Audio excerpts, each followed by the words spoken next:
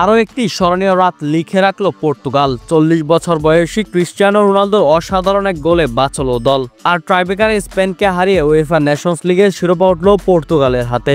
নির্ধারিত সময়ের শেষে 2-2 গোলের সমতা। অতিরিক্ত 30 মিনিটেও গোল না হওয়ায় খেলা করায় পেনাল্টিতে। ম্যাচের 88 মিনিটে ক্লান্ত রোনালদোকে তুলে নেন কোচ, কিন্তু তার প্রভাব তখনও মাঠে ছড়াচ্ছে। ট্রাইব্রেকারের শুরুতে ক্যামেরায় ধরা পড়ে রোনালদো ডাগআউটে বসে হাত তুলে প্রার্থনা করছেন, যেমন করে প্রার্থনা করে থাকে মুসলমানরা।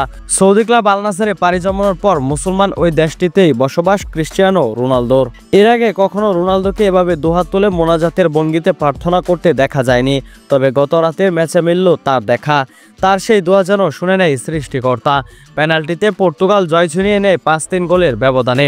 এ ম্যাচে হৃদয় ভাঙে বার্সেলোনার তরুণ তারকা লামিন ইয়ামালের। সর্বশেষ স্পেনের হয়ে জিতেছিলেন ইউরো। সুযোগ ছিল আরও একটি ট্রফি জিতে নেওয়ার, কিন্তু এখানে রানার্স আপ থেকেই খুশি থাকতে হলো তাদেরকে। ট্রাইব্রেকারের শেষ শটটি যখন রুবেন নেভেস জালে জড়ালেন, সেখানেই নিশ্চিত হয় পর্তুগালের শিরোপা। আর সেই মুহূর্তেই চোখের পানি ধরে রাখতে পারেননি ক্রিস্টিয়ানো রোনালদো।